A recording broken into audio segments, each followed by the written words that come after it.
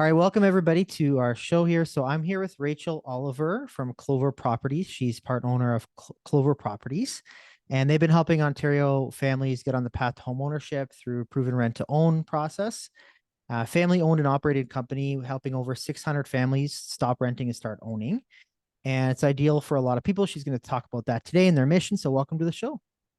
Thanks so much, Sam, for having me. Yeah. So tell us a little bit about what got you into your story about how you got into rent to own and what some of your missions are at Clover Properties.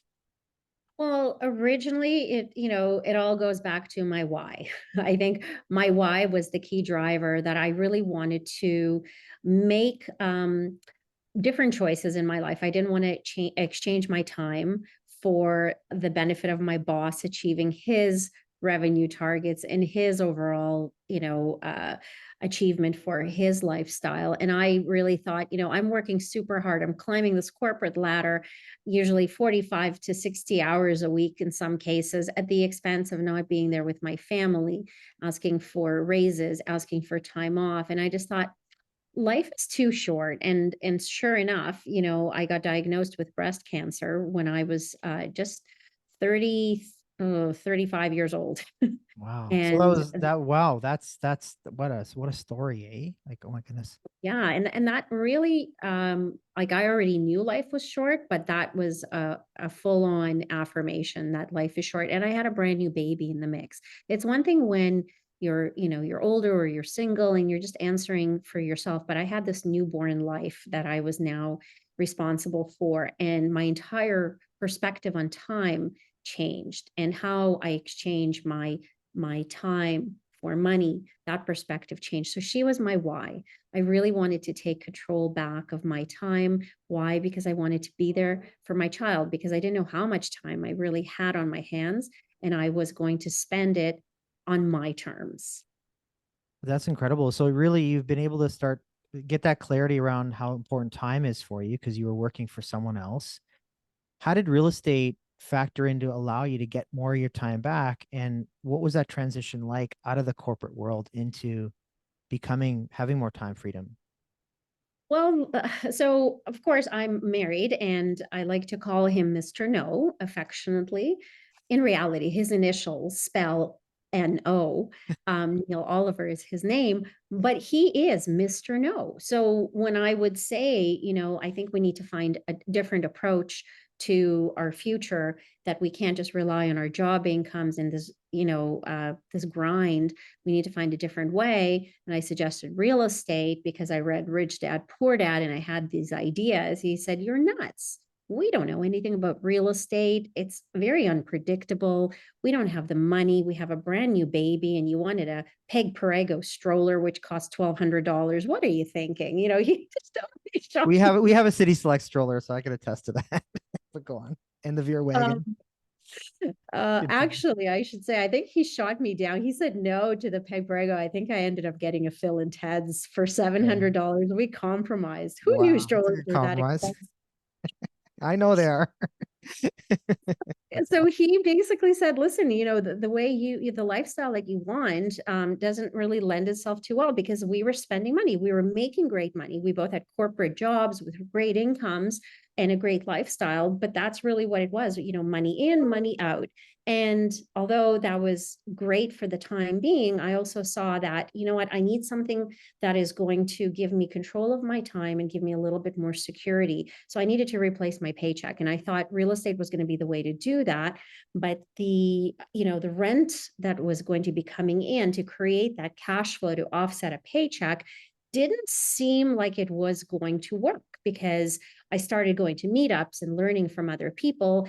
And I'm not a math person. I'll be the first person to say math is not my strong suit. But I was able to put, one and two together to know that, most properties don't really cash flow. And then on top Oh. of that, you have tenants and toilets Mhm. issues. And, a clogged toilet is a call to a plumber. That's $180 out of your cash flow. And you were only cash flowing $150. Now you're in the Right. red for $30. Right. So I'm like, "Ugh, there's got to be another way." So I kept searching and searching and pushing. And this is all while I'm working, full time, because at that time I was still in my full time commitment. I went back after mat leave, and I was attending meetups, and I finally, heard an opportunity to attend a rich dad event, those weekend events that they used Yeah, to do love way back those. when. Yeah. And it was free. So Mr. No Yes. can't say to this. He can't say no to this because it's free. All he has to do is agree to have the baby with the in-laws, and we are golden. So we attended that event, and that opened up his world. So part of it was me opening up my lens broader, and then bringing my husband into it so that he could also open up his perspective, because it's one thing for me to try to like beat it over his head that real estate is the way to go. I just don't know how. Not a lot of credibility there. It's not very convincing. It's like, honey, I Yeah. know this is the way to go, but I just don't really know why. Yeah. Just buy So my I brought excitement. It's all good. Yeah. Yeah. brought him to this event, and he listened, and he leaned in, and that's where we learned about the whole idea of lease options, because the trainers were of course out of the US and they called it lease options, but really what it was rent to own. And that changed my entire outlook on what real estate could mean, what cash flow could look like, and what it would look like to do real estate investing with a bigger purpose than just my own satisfying my own cash flow needs. There's a lot to unpack there. So you went through a journey, you got your husband on board, Mr. No. So they were able to get him involved in an event to educate on rent to own, which was lease options at the time. And you realized also with traditional renting, maybe single family, it didn't really add up. Like you'd have to have, 400 doors at, $50. And like you said, if you had a $3,000 repair, there goes a certain amount. So when we look at some rent to own right now, um, there's always people have hesitations. First of all, what is rent to own? Let's, for people who don't know what rent to own is, what is it on a high level? And then what are some things that you talk about in a rent to own webinar that you can highlight for us? Mhm. So a lot of investors, when they think about rent to own, I think they approach it from the lens of a property. And I just want to caution people with rent to own, it's a unique strategy because in my view, it really starts with the people. It is the one strategy in real estate investing that's truly solving a problem for another family. And that problem generally is that they can't qualify for a mortgage because they might have, some blemishes on their credit after a divorce, or maybe they're new to the country, they don't have job history, or maybe they were a stay-at-home parent, and the GDS, TDS isn't quite there. Maybe they have student loans. There's a whole bunch of reasons why their credit is imperfect. They're not deadbeats by any means, but they just have some challenges in making, checking all the boxes that the banks require us to check, because banks are not getting any more lenient.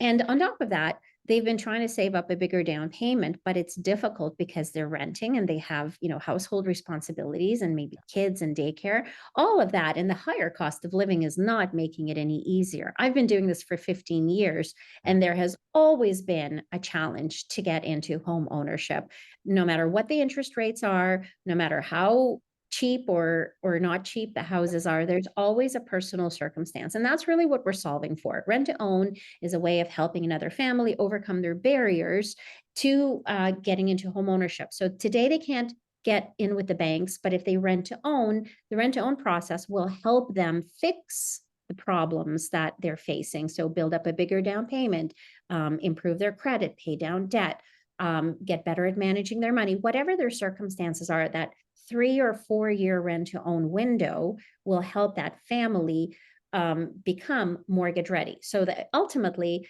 they purchase that home that they've been renting to own at a pre-negotiated purchase price, which is higher than what the investor would buy it for today. So there's an appreciation component. Yeah. So the investor earns a capital gain. And then because the goal is to help a family save up a bigger down payment, they're also paying kind of monthly down payment installments. And those monthly down payment installments are also known as credits towards the future purchase price.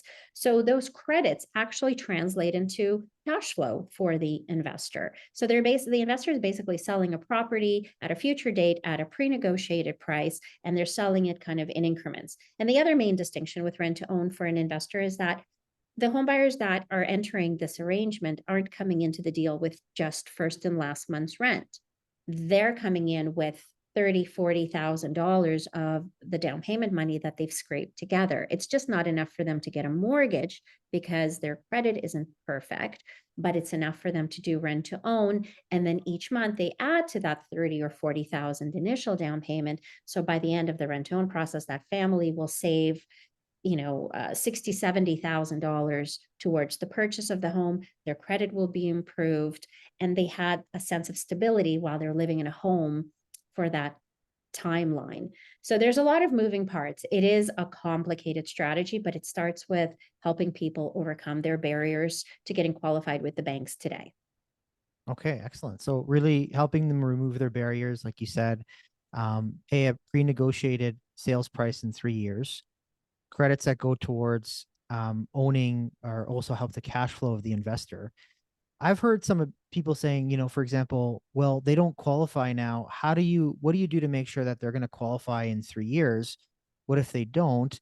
And what do you put in place in your company if someone's interested in investing in rent to own? What do you do to help and make sure that that's going to be in place? And how does that all work, those moving parts? So this is a very complicated strategy because you're dealing with a kind of balancing dynamics of what's happening today in their situation and where are they going to be in 3 years or 4 years at the end of that rent to own term.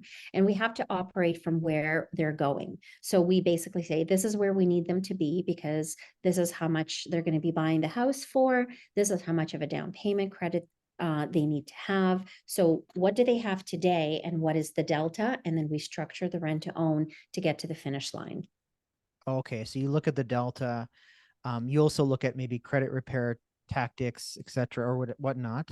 And then you make sure that you help them get to the delta. Do you ever extend that time period to get to the delta if the delta is bigger? Yeah, that's part two of your question. Oh, So wow. Okay. absolutely, that's really that built-in mechanism to make sure that we help that family reach the goal and hit that finish line effectively. Life happens. There's turbulence in the real estate market. There's changes in the mortgage world. We can never predict. COVID was a huge disruptor for everybody Yeah. worldwide. So nothing is set in stone. That I know for sure. Mhm. So we see about 20% of our tenant buyers needing an extension.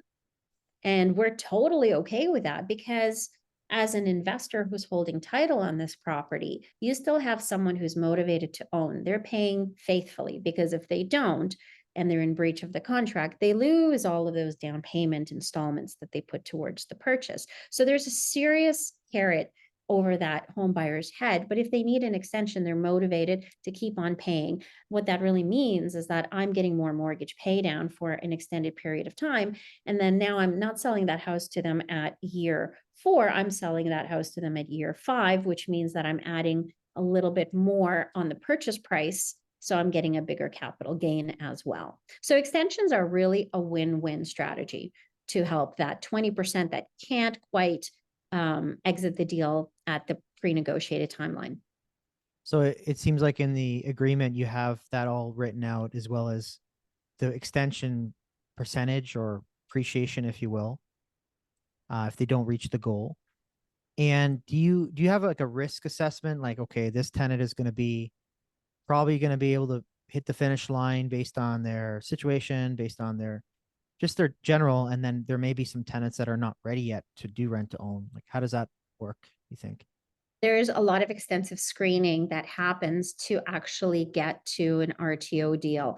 To be honest, rent to own is absolutely not for everyone. Just because someone can't qualify for a mortgage does not make them a good candidate for rent to own because they might not have the income to afford the type of property that they want to own. And they might have zero money saved up for a down payment. And I think there's a big misnomer. A lot of people think rent to own solves for inaffordability or, having no job. And that's a big misnomer. That's one of the reasons why we wrote a book to educate people about the ins and outs of rent to own. But the reality is we have to screen a lot of people to be able to find the ones that qualify. And then the ones that qualify have to be educated on how the rent to own process is going to help their unique situation. Because rent to own is not a one size fits all. You have to really customize the process for each individual family's challenges because the barriers are unique. So once you create a customized solution, that family still has to take it or leave it. And remember, you're dealing with, first-time home buyers in many cases, and first-time home buyers are very emotional. And in some cases, they're a little bit naive about how real estate works and where the true risks are. They might be overthinking or overanalyzing and kind of standing in their own way. So there's a lot of screening and educating and hand-holding that needs to happen. And then finally, they can hit the streets and go house hunting. So we start with the people, qualify them first, educate them, and then when they're ready, and they truly have to be ready, they go house hunting with a real estate agent. So they get to, shop the market and experience those butterflies for the property that's the one. And that's really the goal, is for them to be able to find a property that they are emotionally connected to, that they can see their family in for years to come, that this is going to be home. And that sense of security creates a very strong emotional commitment to the rent to own arrangement. That's incredible. I know you mentioned why you got into this as well. What also makes your company a little bit different? I know in the website, I think there was a really good explanation. There's a lot of rent-owned companies out there. What do you think are some of the things that make Clover Properties a little bit different in helping these people Mm, realize home ownership? I love that question, Sam. I don't get asked that question very often. I think the number one thing that makes us different is that we're really just families helping families. Behind the scenes of every rent to own deal is a family just like Neil's and mine. I wish I could help every family. We've helped over 800 families, by the way, and continue, we're on track to do 1,000 rent to own deals. And Wow. Neil and I can't possibly take on all those mortgages ourselves. We hit the brick wall at the very beginning, and that's actually what got us to start talking to friends and family to see if they could step in to take on some of these mortgages, where we matched a home buyer that we screened for rent to own and paired them with a family member or a friend who was able to take on a mortgage. And that spiraled and spiraled and spiraled. And we have a pretty significant network now of families who want to help other families get into home ownership and overcome these barriers, because we as families understand the importance of setting roots in a community, having a place where your kids can call home. And those values is really what drives our rent to own deals. It's not about just the profits, it's really about the people. I think that is Yeah, probably the that's biggest great. differentiator for us. So those values of community and giving back, it seems like those really drive the business, and they've also driven you to have an impact with other people that have been other families helping other families. Is that right? Exactly. There's just so much opportunity to help, because each investor also is on their own journey, and they at different times of their journey need a cash flow boost. So this strategy helps them, not just in the sense of giving them a sense of security and stability, that they're dealing with someone with home ownership mentality in their property and someone who is committed to looking after it. Because as you know, Sam, in a rent to own, the family that's renting to own is handling maintenance and repairs. That falls on them. Whereas if you just have a straight out rental, the tenants are careless and they don't have the same pride of ownership. And for many investors, that's heartbreaking, that you worked really hard to buy this property, and the people occupying it treat it with disrespect and create damage, costly damage. With rent to owns, it's the opposite. You have a family who's super grateful to this other family that's buying this house, enabling this rent to own transaction to happen, and they're doing everything that they can to appease the investor that's on title, because they're so grateful for that family to give this rent to own family an opportunity at home ownership. That's fantastic. It definitely creates a lot of opportunity for someone. Now, let's say we'll talk about the investor first.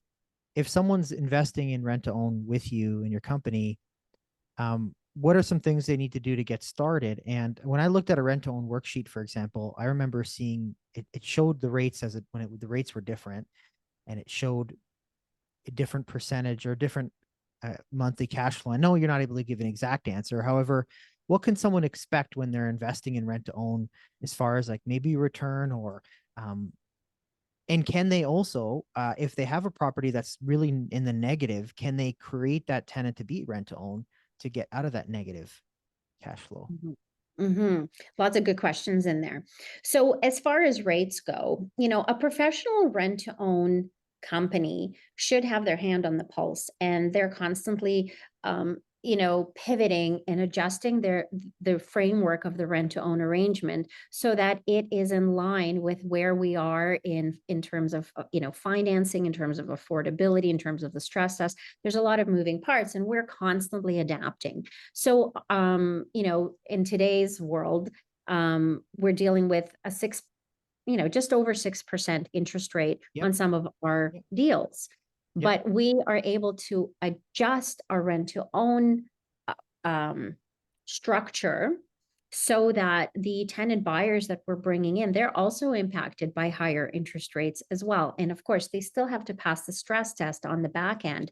So all of those dynamics allow us to work the numbers in a way that makes rent to owns still deliver, for us, we're still seeing about $800 a month Okay, in good. cash flow. Yeah, because I saw like an example where there was a managing partner. So maybe it's yourself who screens the tenant buyers. Because, for example, if I'm investing in rent to own, I wouldn't be able to do the screening of the tenant. That's just not my thing, right? So you kind of come in as I guess, is it a managing partner? You help with getting the tenant, structuring that as part of, and then let's say we're the money partner in that partnership, and we bring the funds to be able to qualify for the property to help this family. Is that right? So that's one way of structuring rent to own Okay. in a partnership capacity. So Okay. that's, I guess, back to your question previously about what makes Clover Properties unique. One of the other factors is that we actually don't partner on the deals. Not Okay. everybody wants to have partners. We have a lot of investors that Yep. have, 4 or 5 rent to own deals, and they don't necessarily want to be tied down in a partnership capacity, which I Okay. completely Yep. respect. So we bring our services to the table on a fee for service basis.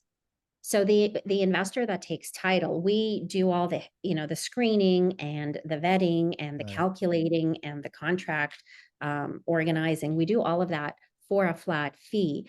And then the investor is the beneficiary of all the cash flow and all the profits. And profits right now, I mean, we're still seeing, even with a high interest rate environment, profits are usually well into, the low 20, 22, 23% per year on investment. And I actually just used a HELOC on one of my deals where I used, my initial down payment, that 20% on the property came from a HELOC. And HELOCs are right now at 7.2% interest rate. So Mhm. I've got six-ish on my mortgage and I got 7.2 on my HELOC. And I'm still cash flowing about $480 a month and Wow. about 21% return on investment per year on that deal. And remember, with rent owns, we're also dealing with entry level buyers. So we're not buying, $2 million homes or $1 million Yeah. homes. We're Yeah. buying entry level homes, and that's, five to $700,000 Mhm. price range.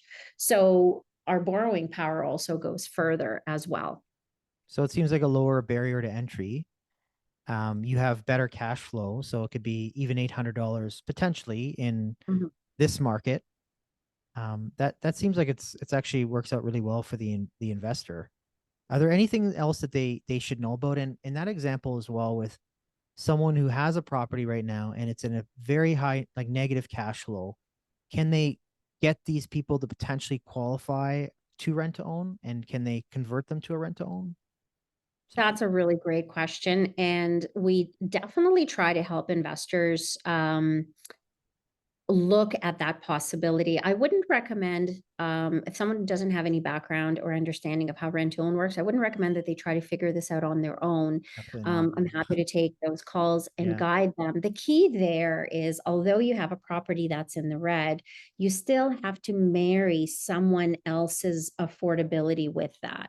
So if that property is in a higher price point, say the fair market value today on that property that's in the red is around $700,000, well, you're going to need to have a family that has a higher household income to be able to not just keep up with the monthly payments, but remember, the goal is to get that family to take ownership of that property and qualify under the stress test.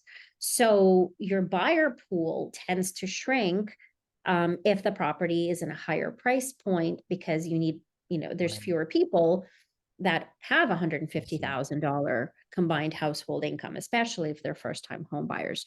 Plus, on top of that, there's a temptation to waive that initial down payment from the home buyer that would be applying to rent to own. Um, and I caution every investor out there never to waive an initial down payment. That initial down payment is so important because zero down payment rent to owns flop, and it's a big risk. There's not enough skin in the game. And on top of that, it doesn't allow those rent to owners to save up a down payment through the rent to own Right. process. If you leave those rent to owners to their own devices, they are not going to know how to help themselves. They're in the situation for a reason. And if they don't get enough of that structure, they will not be able to exit as planned, and the investor will not necessarily get the desired outcome. So that's where things can get really topsy-turvy. So although you're in the red and you have this property, the temptation is to help any Tom, Dick, and Harry move in and rent to own it, or an existing tenant just rent to own it. Yeah. It's not that easy. You have to make sure that the income is there and it's in line with the fair market value of that property. And you also have to make sure that those rent to owners have at least 3 to 4% minimum down payment. So on a $700,000 property, we'd want to see at least $30,000 down, 35, the more the better. That's the rule of thumb. Okay, excellent. So really it seems like it's a lower barrier to entry as far as the purchase price. If someone owns a home already or a property that's in the red, they may not have the down payment, and also that property might be more expensive. So it's better to get into something like getting them into a home and vetting that tenant. Now, do you have a lot of tenant buyers, or do you find the investor first? And how does the people that you have in your network play into the rent to own strategy if you don't partner with them? Just curious. So one investor Mhm. can do, 3 or 4 rent owns. So they can help multiple families in the same year, because us as investors, we have, higher net worth. So we have more capacity to borrow. And as you do more rent owns, you tend to have more capacity to borrow in some cases. Right. So the home buyer side really drives rent to own deals. So we always need to have, of course, more home buyers so that we can satisfy the appetite for the investor side. Are you finding that there's an appetite for home buying if the rent to own is there's a benefit, yet there's a more of a monthly amount and there's more commitment? Are you finding that the tenant buyers are still willing to come to the table and say, I'm willing to pay more and put it to this pot so I can have the home at the end? Well, absolutely. I think it goes back to that home buyer's why as well. Do they want to continue putting $3,000 into their rental? And I just did the math. After 4 years, they would have spent 100, I don't know, $150,000 on Wow. rent. That's 150,000. I never did that math. Wow. and kudos to the landlords that are keeping those renters and getting that kind of money. But if a renter has the why of not putting that money into rent and wants to become an owner, their options are to save up on the side on their own. And most people are going to have a harder time being disciplined to save up, six, seven, $800 a month towards a bigger down payment. And in the process, prices keep going up. So by the time they do save up more, well, that 5% is not even going to be 5%. And then on top of that, you have closing costs and then you have legal costs. Yeah. And before you know it, you're still $10,000, $15,000 short every single time. So rent to own basically stops that circuit and says, okay, let's get you into a system, a process where it's automated for you. You make the income. We're just going to funnel it in a way that's going to serve you while you live in a home that gives you that sense of ownership and that sense of security and stability. And, if that resonates with their why, Why wouldn't they want to go ahead? Yeah. Rent to own is not really about paying more for the property. Yeah. Rent to own is really about two payments. There's the rent, which you're going to pay anyway. Yep. But in this case, you also have the forced savings component Yep. so that you can have the option to buy this property. And that extra $700, you would have to save it up on your own anyway. Rent to own just kind of does it for you in a more consistent way so that you achieve your target. It's like giving them a hand up with, and also showing them that because they're willing to commit a little bit and go through a process that shows they're serious, then the investor's willing to give a little bit, and there's a win-win for everybody. It seems That's like. exactly how it works. So if someone's getting started in investing in rent to own, two quick things, and it's kind of a selfish question too. It's interesting. If you had a property that's negative cash flow, would you be opted to maybe sell that property and invest in rent to own? Should you consider that? And yeah, how does that work? If you can share that a little bit, what are your thoughts on that? That's a really great question. I think the first thing that I would do is I would assess the viability of finding a tenant buyer that could rent to own that property. And the chances of finding a quality tenant buyer are higher if the property fair market value is lower. Okay. So the lower the fair market value of that property, the bigger the prospect pool. And who knows? Maybe we have some contacts in our database that are looking for a property in a particular area in a particular price point, so we can help match that tenant buyer. So I would exhaust that angle first, because if you already have some mortgage pay down, and if you already have well, maybe you don't have a decent rate. So that's another consideration. If you're locked into a first and second and you were paying exuberant interest rates, then that would be probably the driver for me to want to sell, to get out of a less favorable financing situation. Because like anything else with real estate investing, the lower cost of borrowing, the higher your profitability. So if you're stuck in a property that doesn't have a favorable interest rate, or it doesn't have favorable terms, then a rent to own probably won't salvage the issue, Hmm. in which case it would be better off to sell. And I'll tell you, if it's in that kind of entry level price range of 5 to 7 to 800,000, we're seeing bidding wars continuously. Yeah, I I'm was just sure gonna you say, can because attest. our average price, let's say, is around 860 in Waterloo Region, Kitchener, and we help a lot of people getting into the market and also upsizing. But in your opinion, if the property was, let's say, 750, would, if that tenant is already on an actual lease, would you look at the option of that investor potentially selling and then looking at a rent to own instead to help their buying power, because maybe it'll help their name and their buying power? Or would it be interesting to see if that tenant can actually apply for to be a rent to own, or would that not be recommended? Just curious. That's a really great question. To be honest, Sam, I would start with the first question in terms of what are the carrying costs? Right. Am I getting a decent rate on this property? What will it cost each month to the tenant buyer to be able to cover my carrying costs? And is it in line with what they would be paying if they were just renting? Or is it much higher?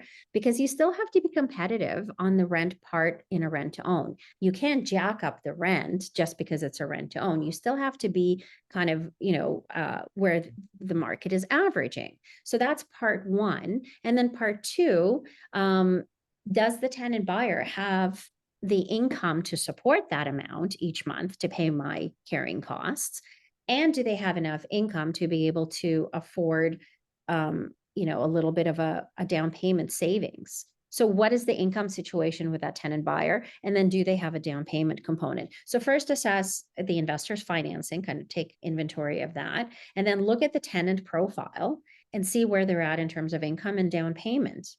Those three things have to kind of align first and foremost. And when they do, that's when you would broach the topic of, hey, tenant buyer, would you like to rent to own this property? I'll give you whatever, I'll give you a chance to buy it over the course of a 3 or a 4 year term. And then another popular question is, well, how do you know whether it should be a 3 year term or a 4 year term? Well, that's where you have to work the numbers with a professional Delta. to make sure that the tenant buyer will have enough runway to become mortgage ready. And that's where most investors fall short in their skills and their knowledge. And you want to basically, work with a rent to own company that Agreed. can help guide you on that. But yes, I mean, exhaust those avenues first. And if there isn't a good fit with the tenant that is currently there in terms of income or down payment, then can try putting up ads that this home is available for rent to own, and be very transparent about what the monthly payment is going to look like when you factor in the rent and you factor in the down payment credit, assuming that the tenant buyer would be coming in with at least 4 or 5% at the beginning. And if there's no takers, then obviously selling would make much more sense. Okay, excellent. Now, your services that you do, are they on a success basis, or is it like, sort, let's say you have a complimentary call with an investor, you determine that, okay, we think we can help you, and then you go ahead with a plan. What is needed from the investor to kind of get an assessment on the solution for their situation and maybe their cash flow goals? Maybe do you work with a lot of investors that say, I would like to have a certain amount of passive income. How can you help me get there? Hmm. So are we talking about investors who are just starting out, or an investor who already has a property that might be in the red? We could switch gears. So instead of a property that's in the red, because I think that that's definitely another conversation, but also potentially on your, yeah, so an investor starting out, um, someone who is looking at your services and said, okay, I see a lot of value in this. I'm not sure if I'm able to just invest whatever the services are if I don't know if it's going to work for me based on my situation, financial, whatever. What do you do to assess that and help see how they move through it, and then decide if it's worth it for them to work with your services, and then a fee based or Mhm. whatever. Yeah, I mean, the first question is always, what are you trying to accomplish? Is this something that has a cash flow objective for you? Or in some cases, people are looking just to rapidly grow their capital because, in a rent to own deal, I can put in $100,000 into an RTO, and fast forward 4 years later, I now have, another $100,000 in profit. And I didn't have to lift a finger. It was completely passive, turnkey. So I get my original 100 back, and I have another profit of 100,000. And that 100,000 came to me partially in cash flow and partially through the capital gain. So some people really like kind of the ability to double their money quickly, especially when there's a HELOC component. They like the fact that they can still cash flow by using their HELOC and making money on the bank's money. I mean, it's a no-brainer. You can't really do that with a BRRRR. You can't really do that with, a duplex in some cases, especially if there's a renovation component to it. You buy the property, you're not cash flowing for the first 3 to 4, 6 months, however Yep. long your renos 9 months. Yep. take. God knows renos are unpredictable. Timelines. Yep. So somebody wants to cash flow from day one and they want to use their HELOC money in the process, rent to own will make sense for them. And these are the kinds of conversations we're having. What are you looking to get Right. out of this? Okay. And Got then it. the next question, of course, is qualifying. Can you qualify for a mortgage? Because as we talked earlier, I am not looking to work with you in a partnership capacity. I want you to own the asset fully because it's going to add to your net worth. It's going to give you more security and stability, and it's going to maximize your profitability. And that's really what I'm trying to accomplish. And that leads us naturally into what can you qualify for, what kind of interest rates, and and then we start crunching some numbers. Okay. So it seems like a case by case basis. You mentioned something really interesting, doubling your money. Like, so in that situation with $100,000 profit, as well as, one through cash flow and gain, does that investor have to qualify for the entire mortgage? So let's say the property is 500,000 or 550,000. They have to have the down payment and qualify for that amount. Do you have a mortgage broker then that they vet with to see, okay, you're going to qualify for this? Let's have a further discussion around our services. How does that work? Absolutely. It would be the same way as if you were buying any other type of Mhm. property. You'd have an initial conversation with a broker or the bank, whoever you work with normally, and they will give you an idea of what's possible when it comes to an investment property. Because at the end of the day, whether you're buying a rent to own or you're buying a regular single family rental, they're still an investment property and you're going to be Yeah. qualified under those borrowing parameters. Excellent. So it seems like definitely if do you have a lot of people, investors come to you and friends and family and say, I would like to, and I talked this the other day with the Tony Robbins thing where it's like financial security, then you have, financial independence. Do you find that this allows them to get further ahead because rather than just, you said one or two doors, there's renovations, there's a lot of unknowns, there's a lot more work versus rent to own seems like you're investing in real estate, you're helping families, but um, you're also helping cash flow. It also helps your income replacing your job as well, right? Is that fair to say? Mhm. Yeah, rent to own is an interesting one because, as you know, real estate is all about time in the market, not timing the market. So the Absolutely. longer you own an asset, the more you have mortgage pay down, the more it appreciates year over year, even using conservative, 5% annualized, the longer you hold it, the better. But the problem is you're deferring cash flow for, a good 5, 7, 10 years, right? Yes. Until you Yes. pay down enough mortgage to create that cash flow. So I'm impatient. I am one of those impatient investors, and my Good. lifestyle didn't lend itself well to dealing Yeah. with tenants, toilets, and trash. So for me, rent to own satisfied my Mm, my goals at a certain point in my life. mm, And that cash flow play was really, really important. mm. Um, I don't think it's the only strategy for real estate investing. I do believe that you should have kind of a high cash flow strategy in your portfolio to offset, turbulent times. But I do believe you should also have things that build wealth for the long term. So I actually used my rent to own investing strategy really helped address what I needed to address while my kids were younger and I needed to replace a six-figure corporate income Right. to sustain, a lifestyle, and kids are very expensive. Zero wagon. Exactly. My wife is Exactly. listening to this. It's expensive. I'm just joking. They are expensive. Yeah. So the cash flow with rent to own and the rapid profits with rent to own, that midterm investing strategy really supported me through those times. And I will continue to be investing in rent to owns because I mean, there's just no reason to stop, and more people need these services as well. But at the same point, I'm now using some of the money that I've earned through these rent to owns and channeling them into other strategies. And that's where the multifamily space opens Right. up for me. Multifamily wasn't even on my radar 5 years ago Right. because I Right. was in a different place as an investor. Now I'm in a different place. And now I'm Right. like, oh, rent to own. Plus, okay, fine, I'll Right. start to deal with tenants, toilets, and trash because, well, I have more Yeah. capacity for it. Have Yeah, it seems more. like you have more capital preservation there and you have the cash flow. You've been in the game. You've been able to help people and help a lot of families and then generate that. You have the business as well. And now you can start focusing on the other stuff. So that's absolutely fantastic. So tell me a little bit about your book. You have the book that you wrote. What's that about? Why is that potentially important for someone to read and check out? What are they going to get out of that? You're talking about the Essential rent-to-own guide for home essential buyers. guide Yes, love it. for home buyers.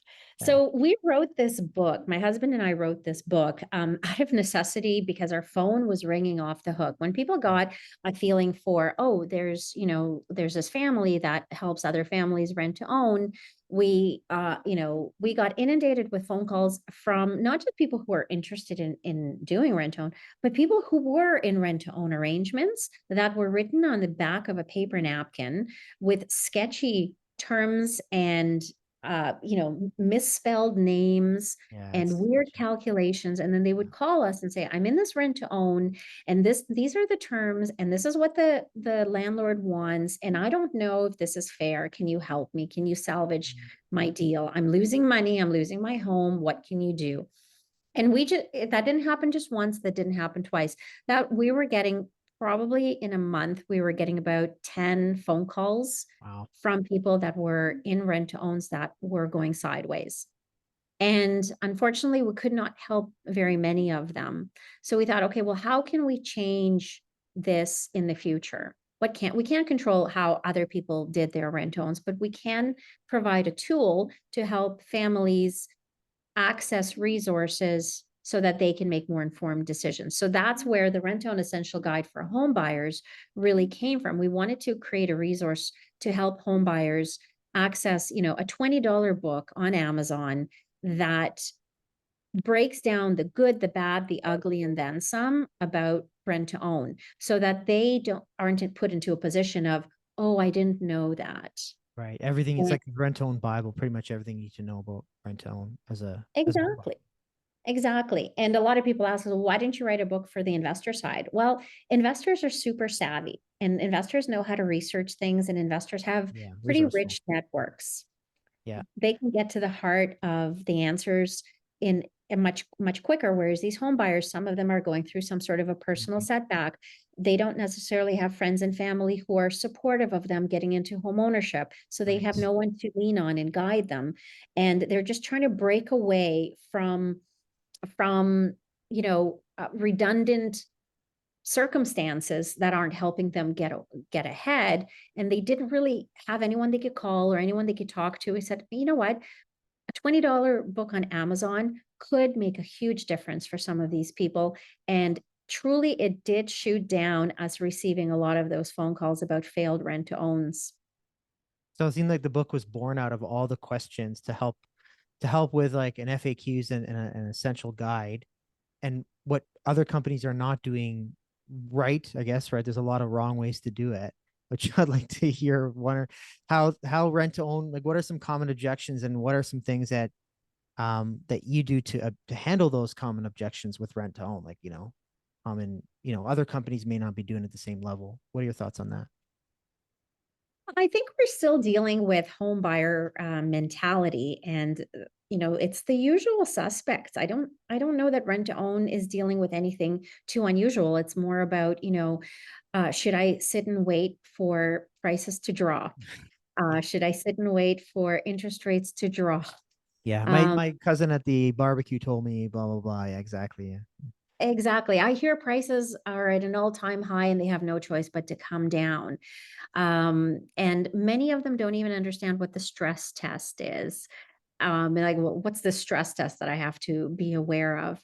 So, and I think another hurdle is that their expectation of what their income truly buys them compared to what the bank will approve them for, there is a big discrepancy. And many of them get disappointed that, I have a beer budget, but I want to own a property that the price of champagne. Yeah, yeah. We're like, level out your Yeah. expectation. This is not a dream home. This is, Yes, the first a step to the stepping. next home. I totally agree with you. I tell the people that all the time. Like got to set those expectations, right? Because and also that Jones's mentality. Like, let's get in so you can build and grow, right? So I think that's really important. Yeah, Um, you got to take the first step rather than, leap to the top of the staircase. Exactly. Yeah. And you're right about investors too. Like I remember Dan Sullivan was talking about entrepreneurs or investors, like they take things of lower value and make them higher value. And that's what you talked about, right? You're taking the bank's money, you're figuring out a way to make more money and add more value. So now you're creating a profit from that. So I think that's amazing. So where can people find you? We're gonna have information. Do you have a digital copy of that book at all? I mean, like I would be happy to purchase it and support. But yeah, it seems like a great book. Thank you. I appreciate that. So the book is, yeah, it's available on Amazon.ca. For a digital copy, they would have to reach out to me, and I can be reached at Rachel@rethinkrenting.com. Okay, perfect. So we'll make sure that we have that in the show notes. Rachel, it's been so informative. Like, probably could dive a million times deeper. We'll probably have you on again. Really appreciate your time. It's been great talking to you. My pleasure. Thank you, Sam. Thanks so much.